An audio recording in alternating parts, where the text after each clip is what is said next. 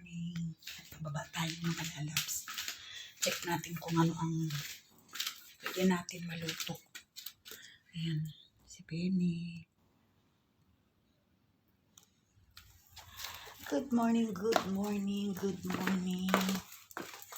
Good morning. So, mayroon pala ako ditong gabi. Ayan. So, lulutuin natin yan. Tapos, nagbabad na pala ako dito ng pata na sasabawan natin. Tapos, ginataang gabi. So, lalabas yata ako mga lalabs kasi wala na kaming ulam. So, ito tinapa. Nadala ko galing Bicol. So, ito na lang ang ating stock. Wala na tayo. Mula nung dumating ako, hindi pa ako namamalengke. Ayan, marami tayo dito ng pang buko salad. Galing Bicol. So, siguro mamimigay tayo niyan. Ayan. Tapos, ang kalat ng aming sala. Super kalat. Ayan, mga lalab. Super kalat ang aming sala. So, ayusin muna natin.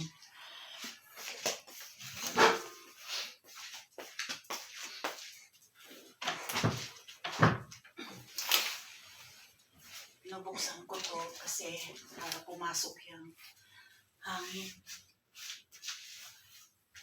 Ayan.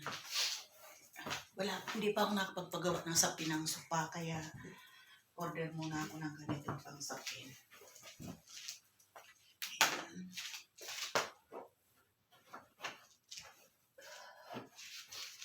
Tuwad-tuwad. So, kanya lang muna tayo.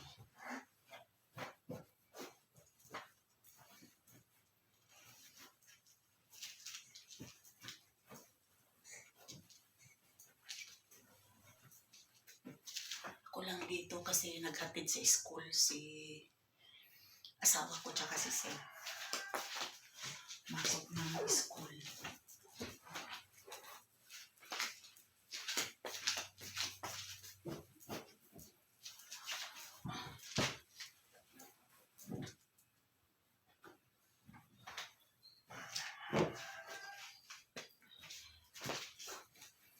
Ayan.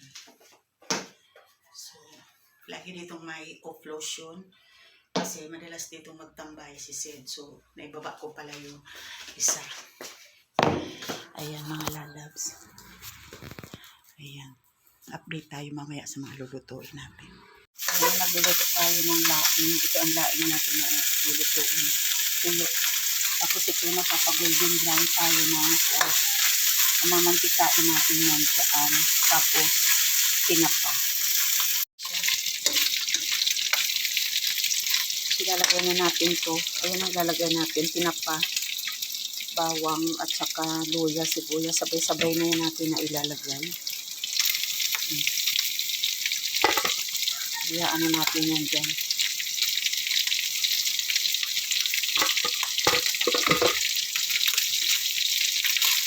Tapos ilalagay natin ang gata. Ilang luto-lutoin mo muna natin ang tinapa. Ayan mga lalabs. Tingnan ako magluto ng laing. Kulo na tayo ng gata. Ayan. 4 na nyog ito mga lalabs. Meron tayong panghuli. Pakukuloy natin tapos ilalagay natin ito. Ang ating menu for today's video, laing. Ito na yung ating laing. Patutuyuin natin to. Tapos mayroon pa tayo dyan panghuling gata. Dry, kasi to yung tuyo na tuyo, yung purong dahon. So, ngayon lang ako nito magugulay. Bigay lang to ng kapitbahay.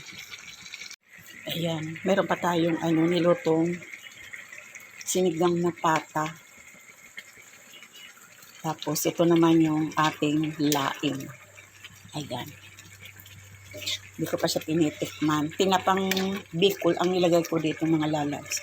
Ang sarap-sarap ng tinapang Bicol. Kaya mayroon ako dyan naka-freezer marami.